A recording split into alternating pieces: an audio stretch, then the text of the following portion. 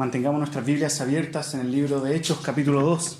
Tal como leyó el pastor Richard todo el capítulo, quiero que el día de hoy nos concentremos en los versículos 40, 41 y 42.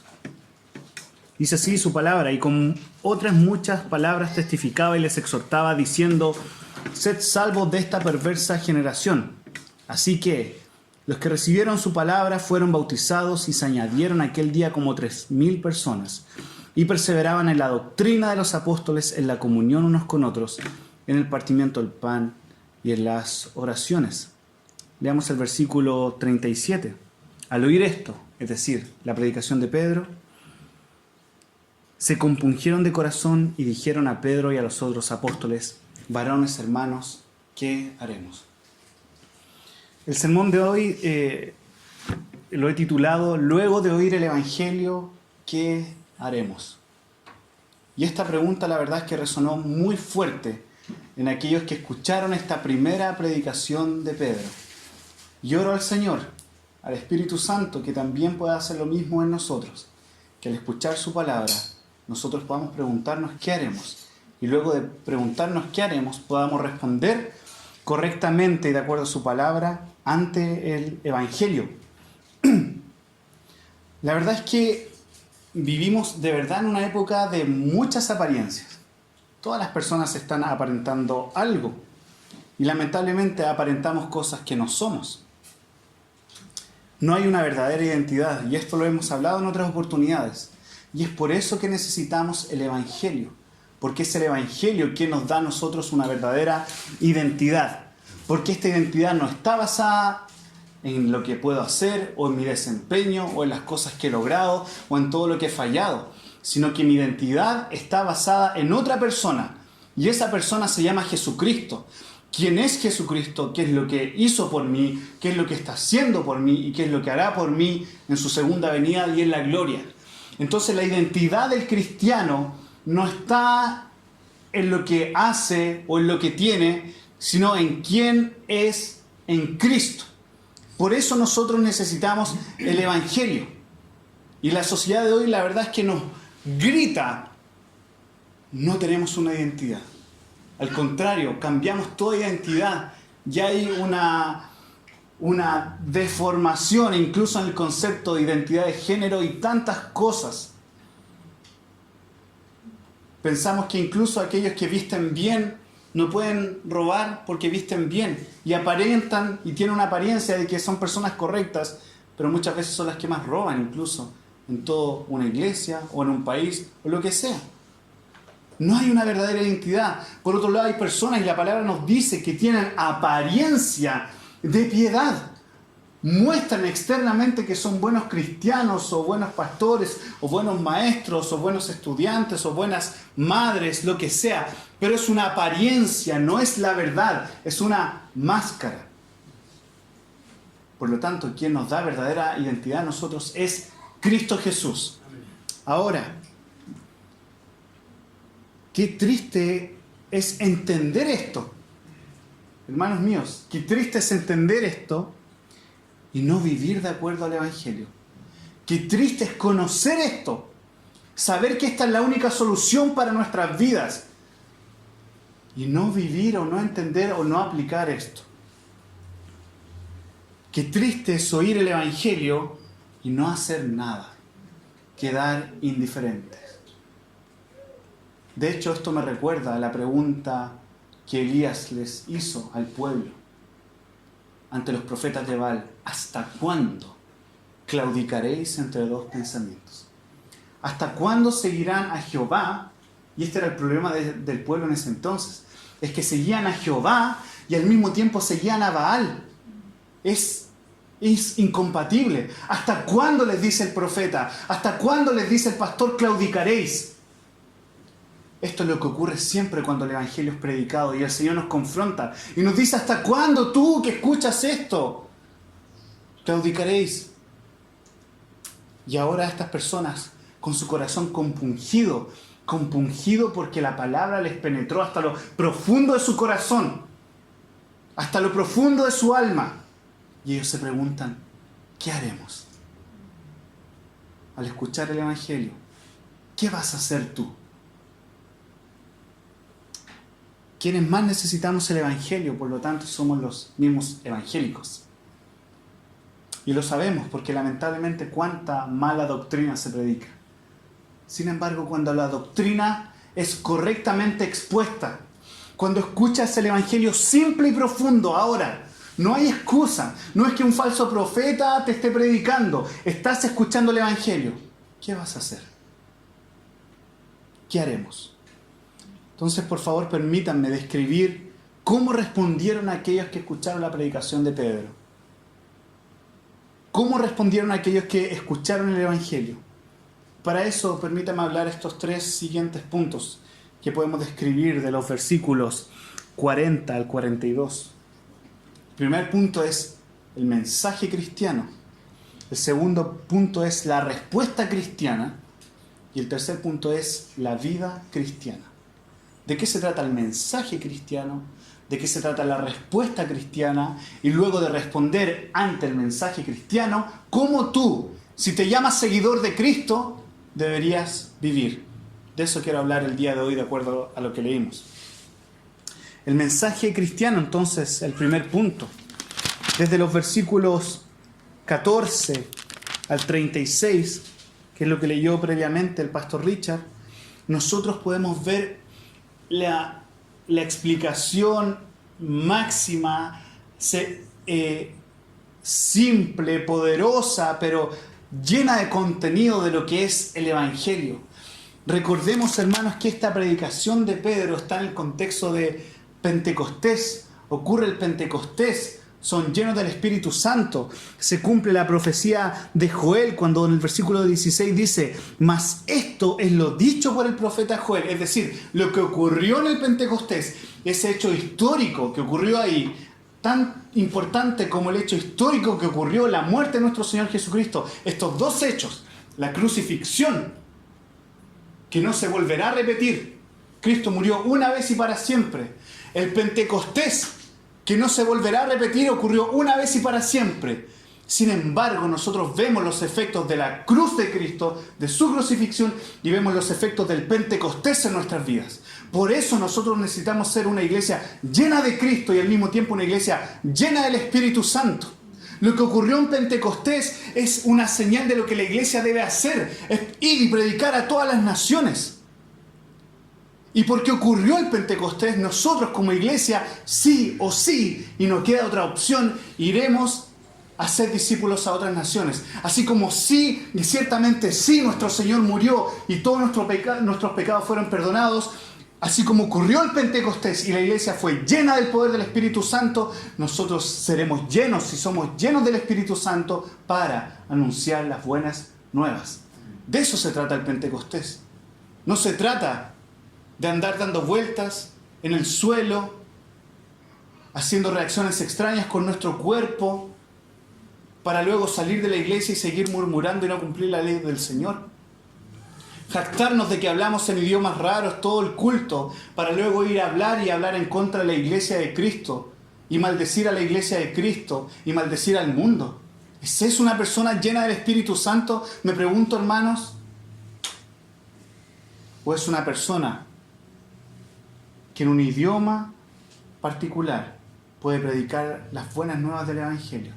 ¿No es acaso eso lo que hacían cuando, oye, estas personas están predicando en distintos idiomas, pero qué cosa acerca de la gloria de Cristo?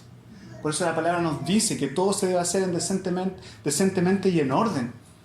Pero parece que como iglesia carecemos de esto. Pues bien, luego de Pedro experimentar este hecho del Pentecostés, y entender que la iglesia es una iglesia llena del Espíritu Santo, predica conforme a una iglesia llena del Espíritu Santo y predica acerca del Evangelio, no predica de ninguna otra cosa. Pedro, este pescador lleno del Espíritu Santo, Pedro, esta persona que había negado 3 veces a Cristo, lleno del Espíritu Santo, no predica acerca de él. Predica acerca de la gloria de Cristo. Predica todo el mensaje del Antiguo Testamento hasta mostrarnos cómo el Antiguo Testamento llega a Cristo. Y al llegar al versículo del señorío de Cristo, es decir, versículo 36, sepa pues ciertísimamente la casa de Israel. ¿Qué significa eso? Sepa pues, verdaderamente, esto no tiene lugar a duda. La casa de Israel, es decir, la iglesia, sepa la iglesia esto, que a este Jesús, a quien vosotros crucificasteis, Dios le ha hecho Señor y Cristo. Iglesia que ha sido llena del Espíritu Santo, y como nos dice Pablo, que seamos constantemente llenos del Espíritu Santo, debemos saber ciertamente de que si decimos ser llenos del Espíritu Santo, entonces mientras más llenos somos del Espíritu Santo, más debemos vivir conforme al señorío de Cristo. ¿Y qué significa vivir conforme al señorío de Cristo? Sino caminar por el camino angosto. ¿Qué significa vivir bajo el señorío de Cristo? Sino caminar bajo ese camino angosto, pero tomando la cruz para ser dignos de este glorioso evangelio que no nos salva conforme a nuestras obras, sino conforme a la obra de Cristo. De esto se trata, hermanos míos. De esto la iglesia siempre debe estar recordando. Entonces, luego de Pedro predicar eso, luego de Pedro aplicar las bendiciones del Pentecostés, que las bendiciones del Pentecostés me muestran la bendición de la cruz de Cristo, que el Hijo de Dios, la segunda persona de la Santísima Trinidad, se hizo hombre y murió por nosotros. La iglesia no debe predicar ninguna otra cosa, sino a Cristo y a este crucificado. Pero para eso necesitamos ser llenos del Espíritu Santo. Y ahora que decimos que somos una iglesia llena del Espíritu Santo, ¿qué haremos? Esa es la pregunta de estos hermanos cuyo corazón fue traspasado por la palabra. Por lo tanto, no te esperes preguntar, no esperemos preguntarnos qué haremos, si no hemos sido traspasados por la palabra. Entonces, ese es el mensaje cristiano. Pero este mensaje, pongamos atención al versículo 40. Gracias, Alondra. Versículo 40 nos dice: y con muchas otras palabras testificaba y les exhortaba, luego de decirles previamente: arrepiéntanse y bautícense. ¿Qué haremos entonces? No queda ninguna otra cosa a hacer para el cristiano, para aquel que es miembro de la iglesia. Por favor, los oyentes de esta predicación eran personas que pertenecían a la iglesia, eran varones israelitas. A ellos Dios les dice: ustedes que han vivido toda su vida bajo el pacto del Señor, que entienden estas promesas de Abraham, a Isaac, a Jacob, todo esto, ¿qué deben hacer? Sigan tranquilos ahí como están, porque ahora ya entendieron la revelación de que todo apunta a Cristo y el Mesías ya vino. Así que quédense tranquilitos porque ya todo está ok. No les dice eso. Les dice: ustedes que por toda su vida han creído en el Mesías, pero el Mesías ahora se ha manifestado y es Cristo. ¿Qué deben hacer? Arrepiéntanse. ¿Qué significa arrepentirse? Si no, voy caminando hacia allá y es un giro de 180 grados y ahora camino hacia allá. Es dejar el camino ancho, fácil. Este evangelio diluido, light, que solamente piensan cumplir tus sueños y que seas la mejor esposa del mundo y el mejor esposo y el mejor pastor y seamos la iglesia más grande, más bonita, con luces, con espectacular. Pero que no se muestre a Cristo. ¿Cómo esperas ser un buen esposo, una buena esposa, si Cristo no es el Señor de tu vida? Cristo quiere que tú seas un buen esposo y una buena esposa, pero en Cristo. No con un mensaje motivacional donde te dice que no tomes tu cruz, que no camines el camino angosto. Por eso necesitamos ser llenos del Espíritu Santo y necesitamos arrepentirnos. Pero este mensaje, dice el versículo 40, y con otras muchas palabras testificaba y les exhortaba. Es decir, era algo continuo, con muchas otras palabras. Fue un mensaje claro, pero este mensaje siempre era predicado con muchas otras palabras. Les predicaba acerca del Evangelio. Pero ahora Pedro va más profundo y les dice lo siguiente. Fíjate, sed salvos. Sed salvos de esta perversa generación. ¿Qué es lo perverso, hermanos míos? ¿Qué es lo perverso? Y déjenme ser explícitos ahora. Lo perverso es justamente de que nos vengan a decir que un niño de 5 o 6 años puede cambiar su sexo, modificar sus genitales con hormonas, tanta cosa. Eso es inmoral. Lo inmoral es que justamente, esto es súper fuerte, hermanos míos, lo inmoral, lo perverso, perdón, es la hipocresía que este mundo vive. Lo inmoral es ver cómo la desigualdad social, eso es perverso, ver cómo las personas están ahí y nadie hace nada. Lo perverso es cómo nuestros hijos están siendo educados en sus colegios. Eso es perverso, eso es parte de la generación perversa. Pero déjame decirte algo más perverso que la inmoralidad sexual. Déjame decirte algo más perverso que la perversidad que podemos ver en los colegios, o en la sociedad, o en los partidos políticos, por más de izquierda o más de derecha que se llamen, la perversidad. Hay algo más perverso que todo lo que acabo de describir. ¿Sabes qué es lo más perverso? Es rechazar el Evangelio y el señorío de Cristo. Qué perverso es ver una iglesia dormida. Porque la iglesia debería ser la respuesta ante todas estas situaciones y estas discusiones sobre sexualidad. La iglesia deberíamos tener la mejor respuesta. La iglesia debería tener la mejor respuesta con respecto a la educación allá. De que por qué estos ramos sí, por qué menos horas de esto. La iglesia debería tener una respuesta. ¿No es acaso la iglesia la que debería saber más de historia? ¿No es acaso la historia donde Dios manifiesta sus obras? Hermanos míos, pero la iglesia ha olvidado ser realmente luz y sal en la sociedad porque parece que no ha conocido la luz verdadera, que es Jesucristo. El Evangelio, por consecuencia, transforma las sociedades, pero primeramente debe transformar nuestro corazón para rendirnos al señorío de Cristo. Sí, debemos estar allá, pero como fruto, resultado de... No me confundan, hermanos míos, el Evangelio no se trata de transformación social y esas cosas, o un mensaje político que toma un poquito de esto y lo otro, y la verdad es que el Evangelio se parece más a este sector de la política. No confundan eso. El Evangelio no es izquierda, el Evangelio no es derecha, el Evangelio no es de ricos, el Evangelio no es de pobres. El Evangelio es predicado a todos los pecadores que son de izquierda, derecha, arriba, abajo, de quienes sean, hermanos míos, porque todos estamos camino al infierno. El Evangelio no se trata de transformación social, sino una transformación del corazón, de un pecador que estaba camino al infierno, ahora va camino al cielo. Y por consecuencia, transformamos la sociedad. De eso se trata, hermanos. ¿Qué haremos entonces? Sed salvos de esta generación perversa. Y va más allá de las cosas perversas que vemos en los matinales. Va más allá de lo triste que cómo matan a mujeres y matan a hombres. Es triste ver las noticias. Jueces corruptos en esta ciudad que después aparecen muertos. Pero iglesia, yo te pregunto a ti, ¿cómo está tu corazón? Parece que estamos más muertos todavía. Despierta tú que duermes. Despierta tú que duermes, pero despierta hoy día con la voz del Evangelio, antes que sea demasiado tarde y despiertes con el sonido de la última trompeta.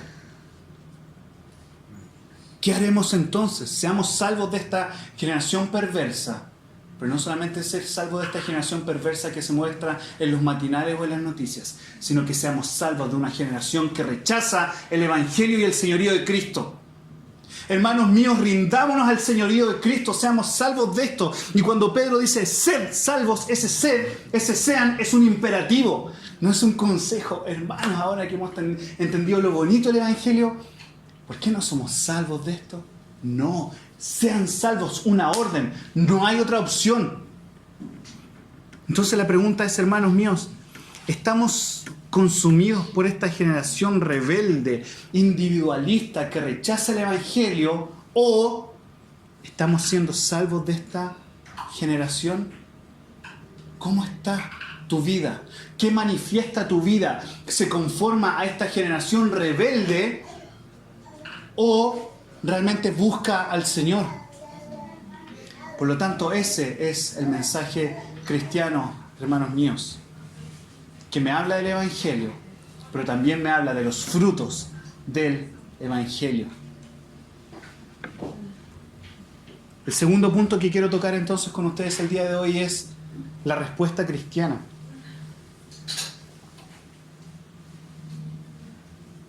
Y ante esto, hermanos míos, les pido que presten mucha atención.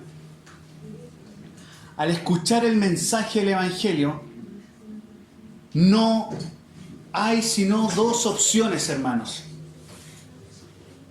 O respondemos ante el Evangelio o rechazamos el Evangelio. Pero no hay un punto medio.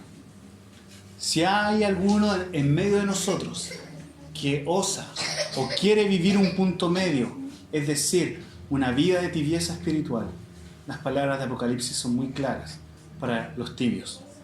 Entonces, ¿cómo responde la iglesia? Entonces, al oír el mensaje tenemos dos opciones. Ustedes que están escuchando el mensaje, yo que estoy predicando y escuchando este mensaje que es para mí, yo lo necesito tanto como ustedes. Tengo dos opciones ahora. Ante este mensaje, ante la palabra, ustedes tienen dos opciones y no hay otro punto. O nos endurecemos ante el Evangelio o respondemos ante él, obedeciendo. Aquellos que no responden al Señor, hermanos, no pueden hacer todo lo que a continuación explicaré. Aquellos que no responden al Señor no pueden hacer todo lo que viene de aquí en adelante. De hecho, a partir de este punto, podemos decir que se divide toda la humanidad, a partir de lo que voy a hablar ahora. La humanidad no está dividida por colores políticos, ni por la situación social. Sí, lo podemos ver así lamentablemente. Pero la humanidad se divide en dos clases de personas. Y esas dos clases de personas incluso pueden estar hoy día, esta mañana acá. Al entender el Evangelio, ocurre lo siguiente, a partir de lo que voy a compartir.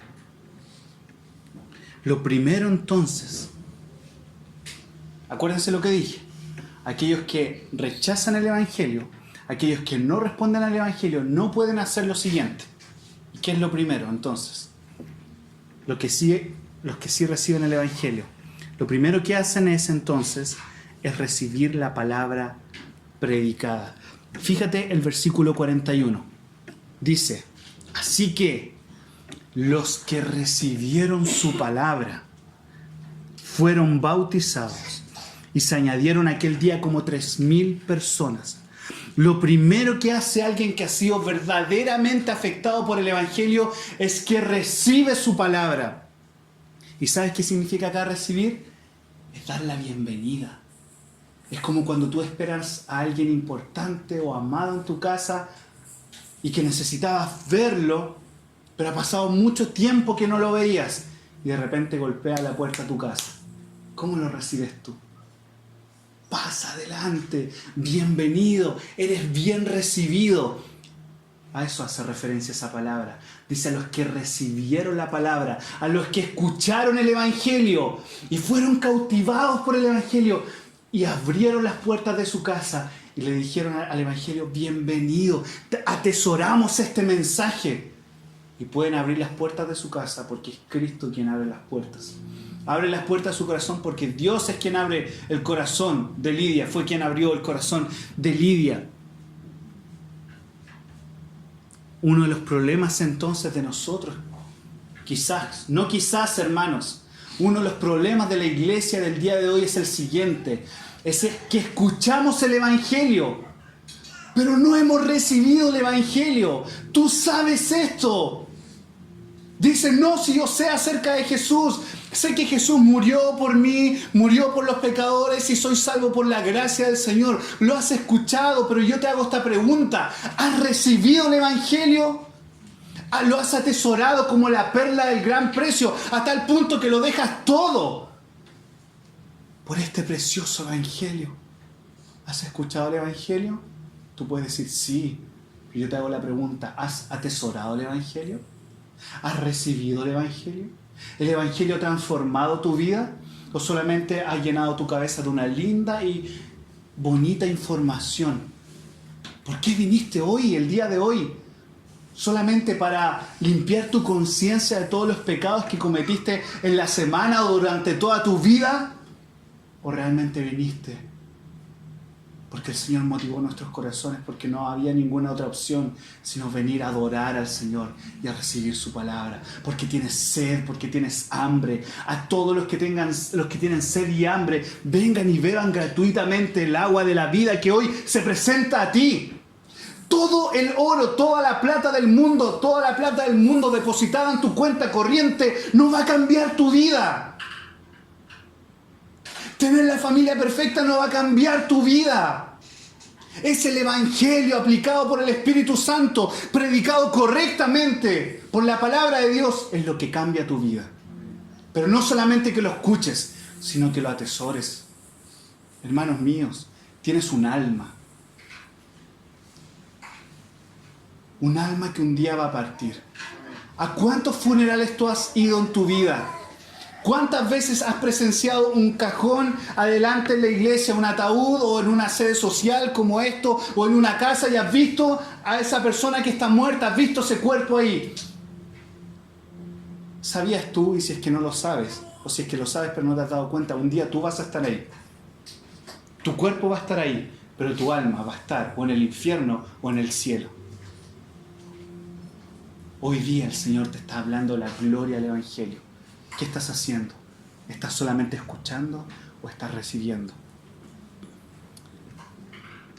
Al recibir esto, el efecto que produjo en ellos es que se bautizaron.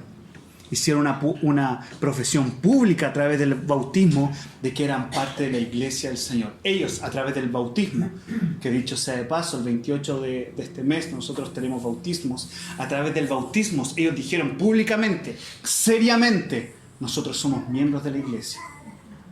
Por eso nosotros hablamos de la importancia de la membresía y que vamos a estar predicando los siguientes domingos. Porque no es un juego esto, hermanos míos.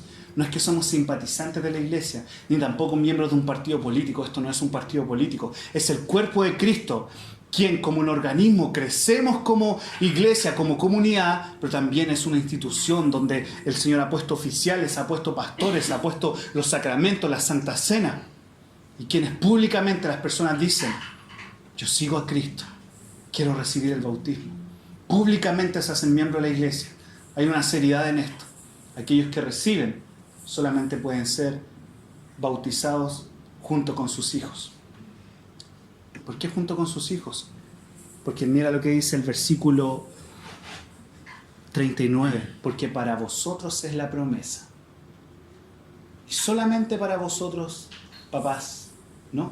Lo dice, porque para vosotros y para vuestros hijos, hermanos, ¿qué dice la palabra? Para vosotros y para vuestros hijos es la promesa, la misma promesa de Abraham, Isaac y Jacob, la promesa del pacto. Acá nos dice, porque para ustedes y para vuestros hijos es la promesa.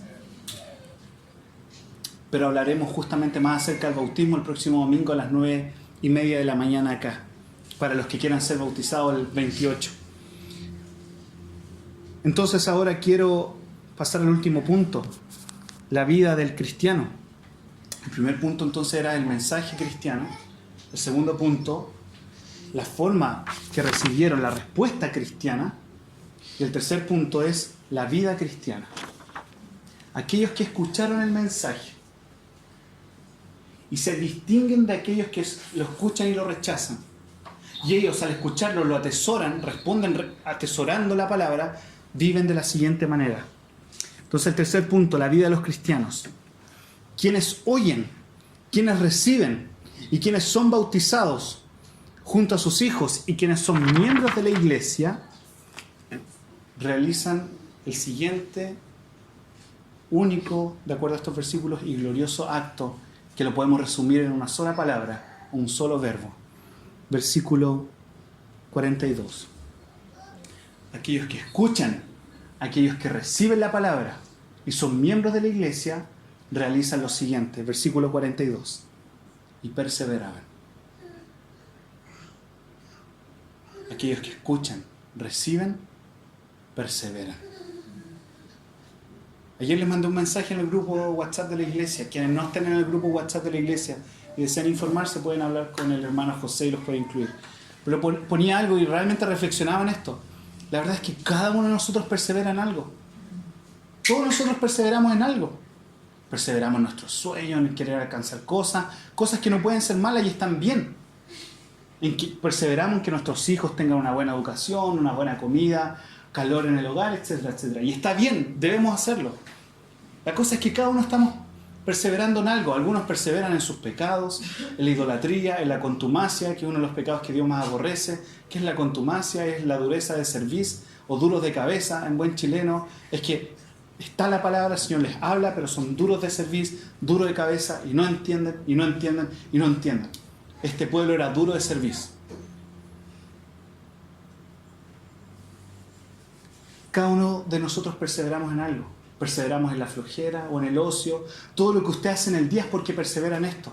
O persevera en la amargura, o persevera en la rabia, o persevera en un estilo de vida, porque todos lo hacen así, quienes me rodean, yo persevero en esto. Cada uno persevera en algo. La pregunta es entonces, ¿en qué persevera? ¿En qué perseveraba? ¿En qué persevera? ¿Y en qué perseverará siempre la iglesia? En 4 cosas, para terminar. Pero déjenme hacer una pregunta. ¿Qué significa perseverar entonces? Perseverar significa, acá es una firme fuerza, una firme convicción, una firme resolución. Esto es, y así voy a caminar, que nadie nos mueve del punto en el cual estamos perseverando.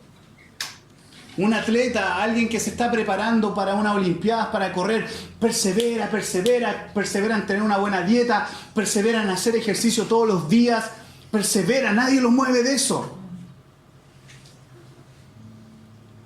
Sabe que tiene que jugar un partido de fútbol y sabe que los días anteriores no puede ir de fiesta, no puede tomar ni nada. ¿Por qué? Porque tiene un compromiso y persevera en eso, a menos que no le importe lo que está haciendo y lo hace solamente por hacer.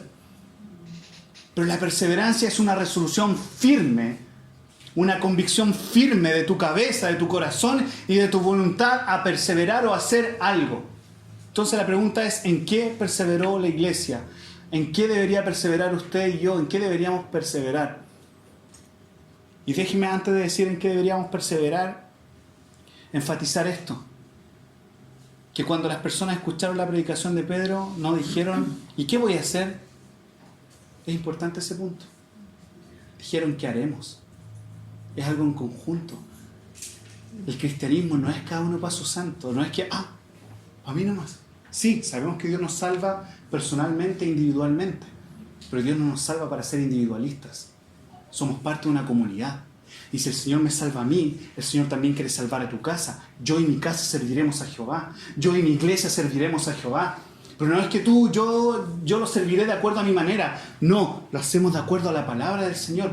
¿Qué haremos? No es un mensaje egoísta esto. Es que no solamente te importa tu corazón y tu alma y tu casa. Y que todos estén calientitos nomás en tu casa y que todos estén bien en tu casa. Te importa el otro. ¿Qué haremos? No es que, ¿qué voy a hacer nomás yo? No, ¿qué vamos a hacer?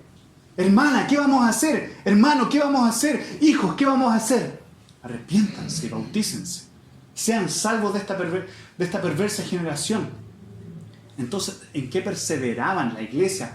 Como un todo. Y perseveraban como un todo porque cada uno de los miembros estaba perseverando en esto. En 4 cosas. Versículo 42. Y perseveraban en... Y el orden está acá, no es casualidad, hermanos. Es la palabra del Señor. Perseveraban en la doctrina de los apóstoles, en la comunión unos con otros, en el partimiento del pan y en las oraciones. ¿Sabes cuál ha sido nuestro problema, hermanos míos? Que hemos ignorado estos 4 puntos. O muchas veces sobreenfatizamos un punto por sobre el otro, a tal punto de que un punto mata al otro. Entonces podemos decir, nos gusta la doctrina, y somos una iglesia que apreciamos la doctrina, pero no tenemos vida en comunidad, no oramos, no nos juntamos a partir del pan, a comer o a celebrar la Santa Cena. O por otro lado queremos tener una vida en comunidad, pero no sabemos ni siquiera qué significa comunidad, porque no sabemos qué es lo que tenemos en común, y aquello que tenemos en común es un Señor Jesucristo, un Señor, una fe, un bautismo. Pero queremos tener comunión o coinonía sin saber por qué. Queremos orar, pero no sabemos a quién le estamos orando o cómo debemos orar. ¿Te das cuenta? Entonces estos 4 puntos la iglesia perseveraba. El primero, entonces, es en la doctrina de los apóstoles. Y cuando acá hace referencia a la doctrina de los apóstoles, es la doctrina del Nuevo Testamento y del Antiguo Testamento. Porque la doctrina de los apóstoles se basaba en la doctrina de la ley y los profetas. Entonces, cada vez que dice la doctrina de los apóstoles, es literalmente es la doctrina del Antiguo Testamento y Nuevo Testamento. Entonces yo te hago la pregunta, y me hago la pregunta a mí también. ¿Has escuchado el Evangelio? Tú puedes decir sí. ¿Has recibido el Evangelio? Tú puedes decir no, o puedes decir sí. Y si has recibido el Evangelio, ¿estás perseverando en la doctrina? ¿Sabemos lo que creemos? Imagínate. Delante nos arrepentimos porque ni siquiera conocemos la ley del Señor. No conocemos los 10 mandamientos. ¿Conoces el Padre nuestro? ¿Conocemos nuestro credo? Creo en Dios Padre Todopoderoso. Creo en Jesucristo, su único Hijo. Y creo en el Espíritu Santo. En los viejos años, cada vez que iba el pastor Richard me acuerdo de John Knox, porque también tenía una barba larga. Pero cuando John Knox iba a dar la bendición a alguien en Escocia, en la vieja iglesia, allá en el centro de Edimburgo, los que se iban a casar eran porque eran miembros de la iglesia y ya tenían que saber lo siguiente, sí o sí lo siguiente: la ley, los 10 mandamientos, el Padre Nuestro y el credo apostólico. Porque ahí públicamente estaban diciendo, esto es lo que creemos. ¿Por qué? Porque, escucha bien lo que voy a decir, incluso más adelante podríamos tener un estudio, esto no sé cuándo, cómo, pero ahí, en fin. Pero estas cosas permanecen en la iglesia: la fe, la esperanza y el amor. ¿Sabes dónde está resumida la fe? En el credo. Esta es nuestra fe. Y por todos los siglos a los cristianos, cuando le decían, ¿qué crees tú? Creo en Dios Padre Todopoderoso, Creador del cielo y de la tierra. Creo en Jesucristo, su único Hijo. Y daban el credo. La esperanza. ¿Sabes dónde nosotros manifestamos la esperanza? En la oración, en el Padre Nuestro. Entonces, fe, esperanza y amor. Fe, credo apostólico. Esperanza, el Padre Nuestro. Y el amor, ¿dónde nosotros vemos manifestado el amor? ¿En qué creen ustedes? ¿Cuál es la base, la raíz del amor? ¿Qué nos enseña a nosotros? Ama al Señor tu Dios y ama a tu prójimo. Los mandamientos, la ley. Por eso un cristiano debe atesorar, llamar, memorizar, repetir, enseñarle a sus hijos cuando se levanten, en el camino al colegio. La fe, la esperanza y el amor del cristiano. La doctrina cristiana expresada en el credo. El Padre Nuestro. No solamente para repetirlo vanamente como lo hacen los católicos romanos, sino que cuando yo digo, Padre Nuestro que estás en los cielos, santificado sea tu nombre. ¿Qué significa santificado sea tu nombre? ¿Qué significa venga tu reino? Venga tu reino a mi corazón como esposo. Venga tu reino a mi familia como mamá. Venga tu reino a mis hijos. ¿Qué reino le estamos enseñando a nuestros hijos? ¿Un reino basado todo el día en esto, en YouTube, en los monitos que pueden ver? ¿O desde pequeño, cuando su mente absorbe todo, le estamos enseñando, hijo, ama al Señor y ama a tu prójimo? Por eso, hermanos míos, seguimos repitiendo los mismos círculos viciosos de generación en generación. Es que mi tatarabuelo era así, es que mi bisabuelo era así, es que mi abuelo era así, es que mi papá era así, es que yo soy así, y mis hijos son así, y mis vecinos son así, y la iglesia es así. Hermanos míos, hay un pacto contigo, para con tus hijos, en el cual Dios te dice, yo soy tu Dios. Tu Dios no es lo que tienes, tu Dios no es lo que no tienes. Tu Dios no es lo que te falta. Yo soy tu todo. Y no solamente soy tuyo, soy de tu hijo. ¿Se dan cuenta, hermanos? Perseveraban en la doctrina. ¿Te interesa la doctrina? Afuera, a todos les interesa la doctrina. Y adoctrinan a las personas. Y adoctrinan a los niños de 5 o 6 años para que celebren el Día del Orgullo Gay. ¿Y a ti no te interesa la palabra del Señor? Hermanos míos, no te sorprendas entonces si el día de mañana tú eres parte también de una generación perversa, porque rechazaste al señorío de Cristo. El otro punto en que perseveraban, en la comunión. ¿Qué significa la comunión? Lo que es compartido en común. Estaban juntos. Esto es comunión. Comunión es que salgamos de acá y sigamos conectados, llamándonos. Es que, hermanos, falta como que nos juntemos más entre nosotros. Digo amén a eso. Por algo nos juntamos después en el cafecito. Es que, hermano, todavía falta que nos juntemos más. Pero, hermanos míos, y lo digo así, y por favor que se entienda lo que voy a decir. El pastor Richard no puede hacer todo. Yo no puedo hacer todo. Porque soy limitado y soy pecador y estoy en el mismo proceso de santificación suyo. Entonces, si ve que falta algo en la iglesia, usted lo propone y dice, hagamos esto y trabajemos en conjunto. Y así vemos cómo el Señor levanta diáconos que se preocupan de las viudas, de los pobres y las personas. Pero no necesitamos a uno, necesitamos a varios. Mientras alguien está en un grupo de oración, gloria a Dios, que se están juntando los miércoles, pero necesitamos orar más. Dice que perseveraban en la oración. Todos nosotros nos necesitamos. No estamos para calentar el asiento. No estamos para venir algunas veces nomás y no sé, no quiero más, está ahí nomás. No, el Señor demanda toda tu vida. Es todo o es nada. ¿Es el Señor de tu vida o no es el Señor de tu vida? Y si incluso tú dices, no, Señor, Él es mi Señor, ¿de verdad es tu Señor? Que no llegue el día en que Él te diga, me llamaron Señor, Señor y no hicieron la voluntad de mi Padre. Y nuevamente volvemos. ¿Y cuál es la voluntad del Padre? Sino la voluntad expresada en su ley. Ley que permanece para siempre y no cambia. Porque Dios permanece para siempre y no cambia. Entonces, hermanos míos, nos necesitamos. Esta iglesia va a seguir creciendo. Están llegando personas por primera vez. Bienvenidos a ustedes que vienen por primera vez el día de hoy. Pero no necesitamos nutrir los unos con los otros. Necesitamos más ancianos. No es suficiente con Francisco, no es suficiente con José. Necesitamos más hombres de Dios.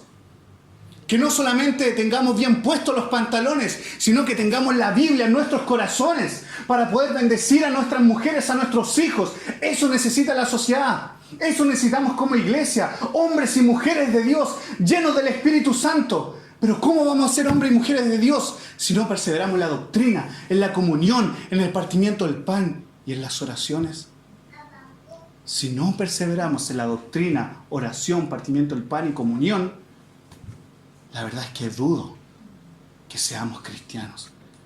Y lo más triste es que a lo mejor estemos aparentando, como todo el mundo vive ahora.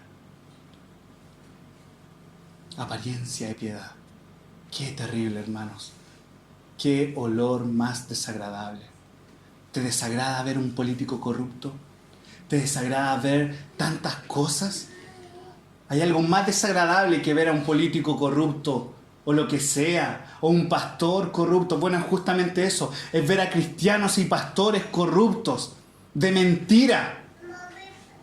Que en vez de que los cristianos se conocían, miren cómo se aman.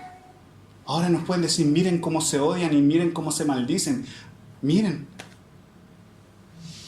Siempre me ha llamado la atención esto. Queremos que los demás se conviertan en algo que ni siquiera nosotros nos hemos convertido. Pero para eso, hermanos míos, debemos entender el Evangelio. Que aún así, Cristo murió por los pecadores. ¿Piensas que eres un pecador? ¿Realmente? Pues bien, Cristo es para ti. Cristo no es para los sanos o perfectos, sino que Cristo es para el peor de los pecadores. ¿Piensas que has estado viviendo indignamente como cristiano?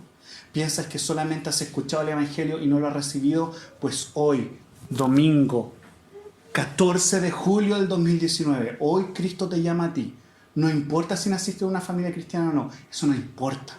Importa ahora si realmente te has rendido a Cristo. Y vas a perseverar y vas a tener esta resolución de decir, yo y mi casa serviremos a Jehová, porque este libro de la ley nunca se apartará de nosotros. Porque hemos entendido que Cristo cumplió toda la ley y murió por mí, y Él es digno de toda alabanza. Voy a caminar en este camino angosto, pero no solo, sino junto a la iglesia del Señor. Y juntos perseveraremos en la doctrina, en la comunión, en el partimiento del pan y en las oraciones. Que el Señor bendiga su palabra el día de hoy y la bendiga en la medida en que nosotros supliquemos que ésta sea aplicada hoy. Hermanos míos, yo no sé cuántos domingos más tú vas a estar o cuántos domingos más el Señor te dé. Hoy día ríndete a Cristo con todo tu corazón. No importa quiénes te hayan dañado.